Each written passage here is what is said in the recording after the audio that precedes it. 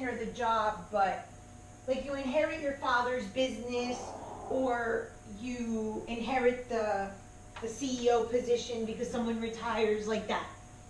Succession, I guess, of roles. Okay?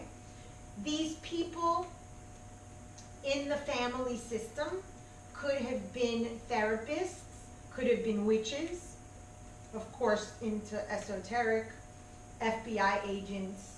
They could have been like, we're talking ancestry, so we're talking many, many generations. They could have been spies, things like that.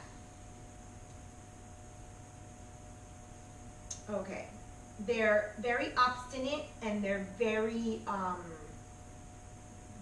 diligent. Not diligent. What's this word? Perseverant. But in a harsh way, you know? In a Scorpio way. In a Scorpio way, exactly. Because in the Taurus way, it's more for them, where in the Scorpio way, it's more about, oh, you tell me I can't? Oh, I'm going to show you I can. Yeah. Okay. Everything has to be under control.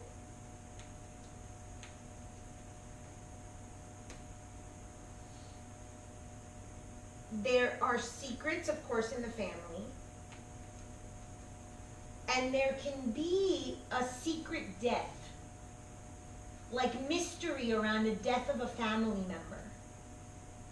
So people maybe never grieved properly or mourned properly because they never knew what happened, or there was a rumor about the death of a person and they lied and they said, oh, they got killed at war, but really the husband of the wife he was cheating with killed him, things like that. Eso tipo de trastorno. It's Scorpio. Of course. Okay. This is really interesting because TJ has this and this makes a lot of sense, especially because it's his first house. In life, you must close cycles and start new. So you must constantly be dying and rebirthing, right? Reinventing. Always be closing. He and I were compatible. I mean, there's so many things. We just manifested it so different. We were just mirrors. But one day I said something to him, and I don't remember the question or the comment. He's like, oh, I'll constantly be reinventing myself. So now, you know, he's going to move, he's with someone else. Yeah, closed, on to the next, on to the next. And when he met me, he's like, oh, I closed with this person, I gave myself this amount of time, and then moved with me. Like, so there's a constant thing, and it's the death and rebirth cycle. It makes sense for Scorpio, but coño. So where's the roots? Right. Where's the longevity in things? You have to rebirth from the ashes. So you have to live that phoenix mythology. You get everything you want in life with willpower. That's why they're so controlled. Because it's like, it's on me. It's the willpower. I can fucking do this shit. Leo is more about, I deserve this shit. I'm king. But this is on me, so I'm going to do it. And you're going to see how I'm going to do it. You have to control your emotions, and you never show weakness. I mean, tú eres Scorpio, pero tú no tienes a Saturn Scorpio. You never show weakness. Never.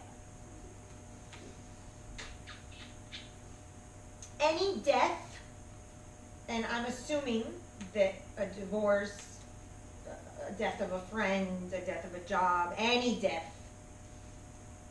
for Scorpio, you have to suffer in silence,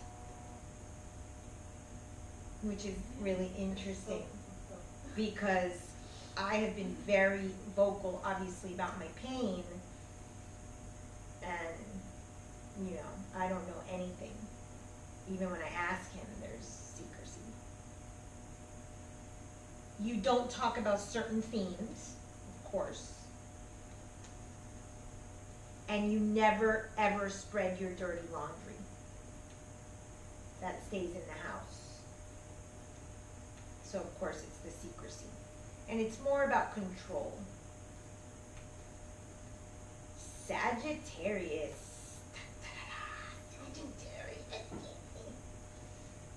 Okay, the themes.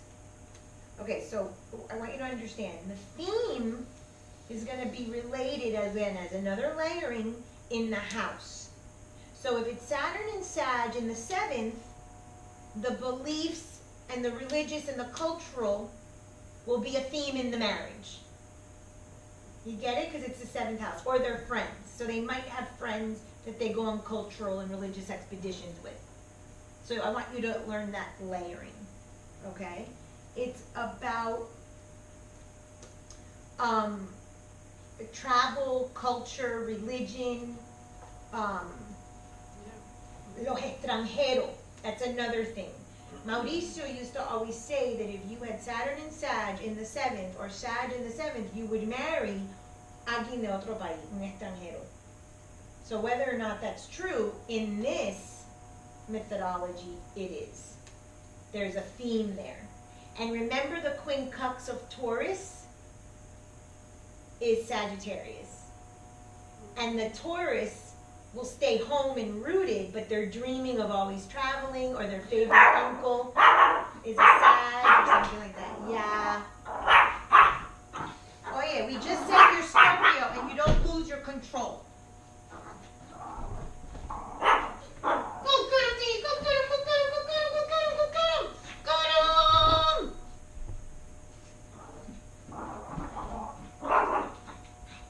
Look. Te volviste loco. Te volviste Sagittario. How long until you would have noticed that I was standing there? Oh, I didn't see you. Hi, Mama. You're being recorded. Brenda, you know my daughter, right? How do you feel? Last night you were like out.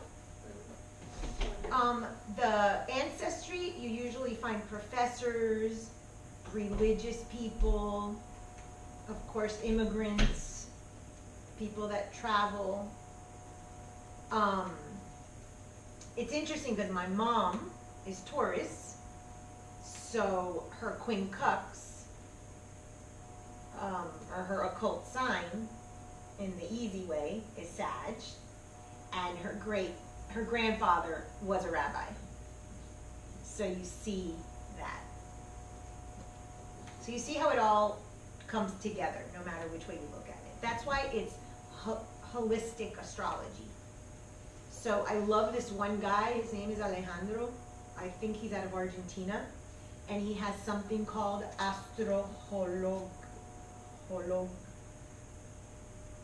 think it's astrohologria. He's trying to put astrology and holistic. It's like quantum astrology. Ultimately, what we're doing, why I always teach you whole, is because it's quantum astrology. Goes back to that book of Law of One. How all of us are related. That's why you can look at the Pluto. So I have Pluto conjunct Mars. I have to have some crisis, some death, some ending with an Aries. That tells me about the Aries people in my life. Or maybe I get a boss that's in Aries. Or maybe someone that is in Aries, second house, gives me money. Whatever. Pluto and Mars are there. The anger or whatever. In this case, the Cancer. I need surgery. Opposite the moon, the breasts. So everything is one. And the ancestral just gives you another layer to that. Okay. These people, the values are you have to have strong cultural and religious roots. They tend to have a position of authority, especially in like educational systems or something to do with knowledge, whether it's a church, whether it's an institution, a college, things like that. There's usually an immigration story where they're separated from their family of origin, or someone in the family had to separate. And that is a big mandate in this Saturn and Sag. It's a big theme. So maybe they're always añorando the homeland, or el abuelo que se fue y se murió, or these people that leave to Cuba, like Elian Gonzalez, his mother who died, something like that, una historia. And so remember, this is all stories, so they might live it out. I have a friend, I have to ask her, I don't have her chart, she was